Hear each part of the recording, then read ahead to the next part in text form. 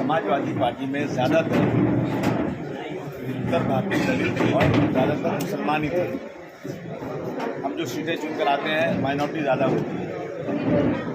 हमारे साथ जनता दल के जुड़ने से एक समाज की ताकत और मिल रही है हमको।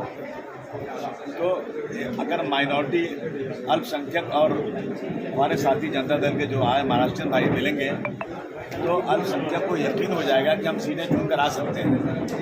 अकेले सीटें चुन के आना मुश्किल होता है। तो मुझे पूरी उम्मीद है कि इस जो आए हैं जनता दल के लोग, हम महाराष्ट्र में एक अच्छी हमको ताकत मिलेगी।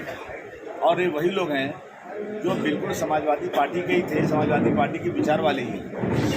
तो और 80% जनता दल के लोग आ गए, तो इससे हमको जरूर ताकत मिलेगी। सर, जिस तरीके से राजनीति अभी चल रही है तो लोगों में एक अलग ही मैसेज जा रहा है। लोग भी जिस तरीके से देख रहे हैं जो राजनीति अभी जो हो रही है, आने वाले दिन में बदलेगी क्या? नहीं, बदलना ही चाहिए। देखिए, राजनीति में ये पंडित और मौलाना को जो काम है ना, वो जो है चीफ मिनिस्टर का काम नहीं है। सर, ये अपना सत्ता पक्ष जो बैठे हुए लोग हैं उनका ये काम नहीं है कि मंदिर और मस्जिद की बात करें।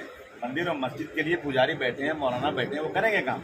आपका काम है समाज के हर व्यक्ति को, समाज में किसी जात, किसी धर्म का जो भारत का संविधान है उसके मुताबिक सबके लिए काम होना चाहिए। लेकिन जहाँ भी मुसलमानों का नाम आता है, जितना मुसलमानों को दुख देंगे, जितना मुसलमानों के बारे में गलत बोलेंगे, उतना उनको ज़्यादा वोट मिलता है। तो हालत ये हो गई है, जो सेकुलर पार्टियां हैं वो भी डर गई हैं। अगर हमने मुसलमान की बात किया ना तो हमारा जो मेजॉरिटी का वोट है वो कट जाएगा। ये हालत, ये 2014 के बाद देश में हालत होती जा रही है और ये देश के लिए नुकसानदेह है। मुसलमान इस देश का में 25 करोड़ है।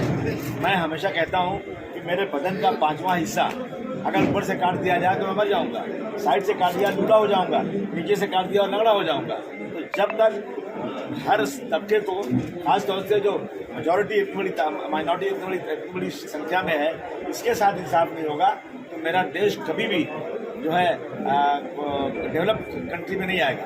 तो देश के हित के लिए हम कहना चाहते हैं कि समाज के हर व्यक्ति के लिए काम होना चाहिए। परंतु ये लोग जो है ना, ये आज रोजगार खत्म हो गया। चाइना को लाल आँख दिखाने वाले थे, कोई आँख ही नहीं दिखा रहे इनको आप जाके झूले पे घुमा रहे हैं आप। और वो ज़मीन पे कई 100 एकड़ ज़मीन पे आके कब्जा कर लिया और आप चुपचाप बैठे हुए हैं इस तरह से। और बेरोजगारी कहते हैं 45 सालों में सबसे ज़्यादा बेरोजगारी हो गई। और आज जो है BA MA पढ़े हुए लोग जो हैं 10,000 12,000 की नौकरियाँ नहीं मिल रही हैं, ट्रेन प्राइवेट हो गई। तो इस समाज जो है, मैं उस समाज को जगाना चाहता हूँ इस प्लेटफॉर्म से, जिनको रिजर्वेशन है। रेलवे बिक गया, ट्रेनें जो है प्राइवेट की जा रही हैं आजकल, स्टेशन बिक गया। तो रेलवे में मुसलमानों की कितनी नौकरी? 2% थी। 98% हमारे हिंदू भाइयों की है जिनका रिजर्वेशन खत्म हो रहा है, वो सोए हुए हैं। अब अगर प्राइवेट होगी तो रिजर्वेशन मिलेगा ही उनको। तो पिछले दरवाजे से बेकार रिजर्वेशन खत्म करने की बात किए हुए ये रिजर्वेशन खत्म कर रहे हैं। एयर इंडिया खत्म हो गया, बिक गया, प्राइवेट हो गया। एयर इंडिया में मुसलमान 1% है, 99% मेरे स्कूल के भाई दूसरे हैं, उनको रिजर्वेशन नहीं मिलेगा। इस तरह से देश की बड़ी बड़ी कंपनियां सब बिक गई हैं। अच्छा आजमी साहब, जिस तरह मराठा रिजर्वेशन के लिए संघर्ष हुआ है, क्या मुस्लिम रिजर्वेशन के लिए भी आप ऐसी जद्दोजहद करेंगे? जद्दोजहद तो करेंगे, लेकिन हाथ में टूट जाएगा, जेल भेज दिए जाएंगे एक दिन के अंदर। मालूम है कि अगर हमने कोई आंदोलन इस तरह का किया तो हमें जिंदा नहीं छोड़ा जाएगा, 10 की लाशें गिरी जाएंगी। हम तो चाहते हैं लॉ एंड ऑर्डर को मेंटेन करते हुए शांतिपूर्वक तरीके से। एक शेर है ना कि वो खत भी करते हैं तो चर्चा नहीं होता, और आप भी भरते हैं तो हो जाते हैं बदनाम।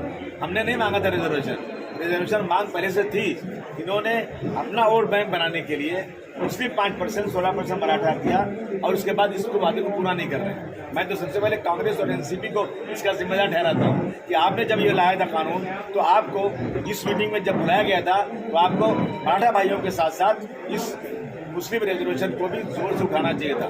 हम लोग पूरी ताकत के साथ इस रिजर्वेशन को मीटिंग करके बात करेंगे, उठाएंगे। आने वाले चुनाव को लेकर समाजवादी पार्टी का एजेंडा क्या रहेगा? मैंने हमारा एजेंडा खुला हुआ है। देश से सांप्रदायिकता खत्म होना चाहिए, समाज के हर व्यक्ति को हिसाब मिलना चाहिए, देश में हर गरीब के पास कम से कम 2 कमरे का घर होना चाहिए और उसकी इतनी आमदनी होना चाहिए कि होली, दिवाली, ईद, बकरीद आए तो इसे किसी के सामने हाथ नहीं फैलाना पड़े। हर इंसान को कम से कम जीने के लिए इतनी आमदनी उसकी बनाना चाहिए, ये हमारी कोशिश है। कांग्रेस से समाजवादी पार्टी गठबंधन में है, उसके बावजूद भी दोनों तरफ के नेता एक दूसरे के खिलाफ बयानबाजी कर रहे हैं, तो ये कैसा गठबंधन है? बिल्कुल गलत है। समाजवादी पार्टी कोई उनके खिलाफ बात नहीं कर रही है, लेकिन जब जब वो बात नहीं करेंगे तो एक्शन का रिएक्शन होगा। ये एक्शन का रिएक्शन है। आपने 5 सीटें मध्य प्रदेश में छोड़ दिया और छोड़ने के बाद आप बात भी नहीं कर रहे हैं और उन सीटों पे आपने आदमी खड़ा कर दिया। अखिलेश यादव जी कह रहे हैं कि बात करिए हमसे, क्या वजह है, उनको टाइम नहीं बात करने का। तो फिर हमें हक है इतना बोलने का कि भाई ये लोग जो है झूठे लोग हैं, ये लोग अलायंस तोड़ने वाले लोग हैं, ये बीजेपी को मजबूत करना चाहते हैं। अगर चाहे गठबंधन पूरा ताकत से होगा, 1 to 1 फाइट होगी, तो हम समझते हैं कि हमारा जो एम है वो पूरा होगा। 1 to 1 फाइट नहीं होगी तो हमारा नहीं पूरा होगा और कांग्रेस को इस जिम्मेदारी को संभालना चाहिए।